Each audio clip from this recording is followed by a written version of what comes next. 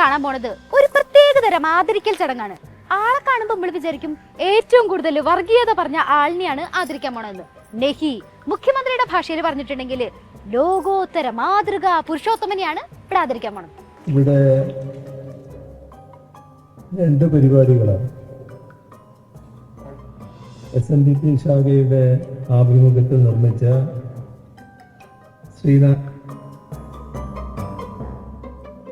പോയി മൈക്ക് പോയി. ആളുടെ പേര് പറയുമ്പോഴത്തേക്കും മൈക്ക് പോയി. എന്തോ വലുത് വരാനിരിക്കുന്നുണ്ട് മക്കളെ. അന്തരീക്ഷത്തിന്റെ മട്ടും ഭാവവും മാറുന്ന കാണുന്നില്ലേ?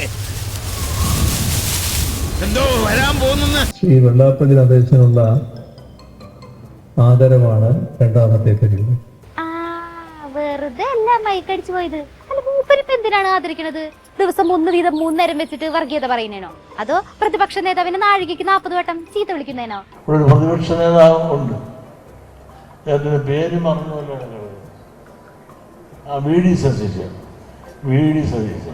ഇങ്ങനെ കേരളം കണ്ടതിൽ വെച്ചിട്ട് ഒരു പരമപന്നനെ ഞാൻ കണ്ടിട്ടില്ല. മതി, യു ആർ ക്വാളിഫൈഡ്. മുഖ്യമന്ത്രി നിങ്ങളെ ആദരിക്കാൻ തീരുമാനിച്ചിരിക്കണു.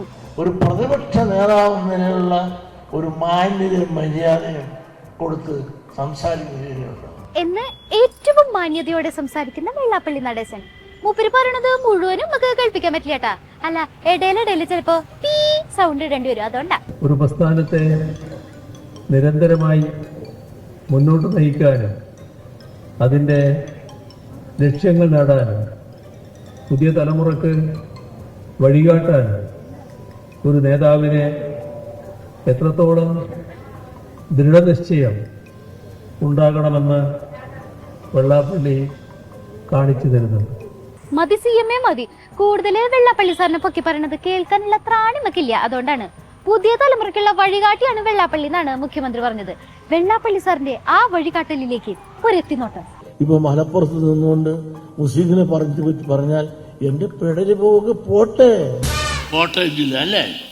ജനപ്രതികൾ നോക്കിയാൽ ഒരു ഈഴവും കാണും അല്ലേ? ബാക്കി ആരാണ്? ഇവിടെ എല്ലാം കുരിശിന്റെ വഴിയില്ല. സ്വതന്ത്രമായൊരു വായു ശ്വസിച്ചുകൊണ്ട് മലപ്പുറത്ത് നിങ്ങൾക്ക് ജീവിക്കാൻ സാധിക്കുമെന്ന് എനിക്ക് തോന്നുന്നില്ല. മലപ്പുറം ഒരു പ്രത്യേക രാജ്യമാണ്. ഇങ്ങനെ വെള്ളാപ്പള്ളി വചനങ്ങള് എത്ര പറഞ്ഞാലും തീരില്ല. വായെടുത്തിട്ടുണ്ടെങ്കിൽ വർഗീയതയും ജാതിയും മതവും മാത്രം പറയാനുള്ള വെള്ളാപ്പള്ളി നടേശനെ ആദരിക്കാനാണ് നമ്മുടെ മുഖ്യമന്ത്രി പിണറായി വിജയൻ എത്തിയിരിക്കുന്നത്. എല്ലാവരും ആശീർവദിച്ചാലും പാട്ടും മേളവും തുടങ്ങട്ടെ.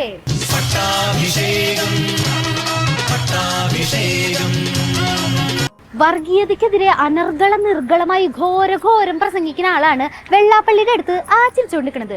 മൂപ്പര ആദരിച്ചു എന്ന് മാത്രമല്ല, വെള്ളാപ്പള്ളി നടേശനെ പുകഴ്ത്തി പറയാൻ 100 നാവായിരുന്നില്ലേ മുഖ്യമന്ത്രിക്ക്. പുതിയ തലമുറക്ക് വഴികാട്ടാൻ ഒരു നേതാവിനെ എത്രത്തോളം ദൃഢനിശ്ചയം ഉണ്ടാകണമെന്ന് വെള്ളാപ്പള്ളി കാണിച്ചു തരുന്നുണ്ട്. പാപ്പിക്കായന് അപ്പനില്ലായിരുന്നെങ്കിൽ ഈ നാട്ടിൽ ഒരു പള്ളിക്കൂടം ഉണ്ടാകുമായിരുന്നു. ഞങ്ങൾ പാവങ്ങളുടെ കാണപ്പെട്ട ദൈവമാണ് പാപ്പിക്കാൻ. ശ്രീനാരായണ ഗുരുവിനെ ജീവിതത്തിലേക്ക് പകർത്തിയ നേതാവാണ് വെള്ളാപ്പള്ളി നടേശൻ എന്നാണ് മുഖ്യമന്ത്രി പറഞ്ഞത്. ഇപ്പൊ എങ്ങാനും ശ്രീനാരായണ ഗുരുവിടെ ജീവിച്ചിരിക്കണ്ടായിരുന്നെങ്കിലോ? ഞങ്ങളുടെ നാട്ടിൽ ആലപ്പുഴ അത് ഈഴവരുള്ള നാടാണ്. അവിടെയും ഗതി നമുക്കല്ല കുരിശിന്റെ വഴിയില്ല. അവിടെ ഈഴവരെന്നേ MLA. ഓ, ഇതുവരെ തീർന്നില്ലേ മിസ്റ്റർ വെള്ളാപ്പള്ളി നടേശൻ? താങ്കൾ പ്രവർത്തിപ്പിച്ചുകൊണ്ടിരിക്കുന്ന വർഗീയതയുടെ ആ യന്ത്രം എത്രയും പെട്ടെന്ന് ഓഫ് ചെയ്യേണ്ടതാണെന്ന് പറയാൻ തോന്നുന്നുണ്ട് അല്ലേ? പിന്നെ അതിന് വെള്ളാപ്പള്ളി വേറെ ജന്മം ജനിക്കണം. ശ്രീനാരായണ ഗുരുവിന്റെ ആശയങ്ങൾ ജീവിതത്തിൽ പകർത്തിയ നേതാവാണ് വെള്ളാപ്പള്ളി നടേശൻ എന്ന് പറഞ്ഞ് മുഖ്യമന്ത്രി ആ വേദി വിട്ട് അങ്ങോട്ട് ഇറങ്ങിയല്ലോ. അപ്പോഴത്തേക്ക് അടുത്ത വർഗീയ പരാമർശം വന്നു. ഇതൊക്കെ എങ്ങനെ സാധിക്കുന്നു ഫ്രണ്ടേ? ഒരു ജാതി, ഒരു മതം, ഒരു ദൈവം, മനുഷ്യന് എന്നാണ് ശ്രീനാരായണ ഗുരു പറഞ്ഞിട്ടുള്ളതെന്ന് ആരെങ്കിലും ഒന്ന് വെള്ളാപ്പള്ളിനെ ഓർമ്മിപ്പിച്ചു കൊടുക്കോ? അതിനെങ്ങനെയാ പച്ചയ്ക്ക് വർഗീയത പറഞ്ഞിട്ടും ആദരിക്കാൻ ആളുള്ളിടത്തോളം കാലം ആ വർഗീയത പറയുന്ന യന്ത്രം മൂപ്പര് പെട്ടെന്ന് തന്നെ ഓഫാക്കുന്നത് നമുക്ക് തോന്നുന്നില്ല കേട്ടോ.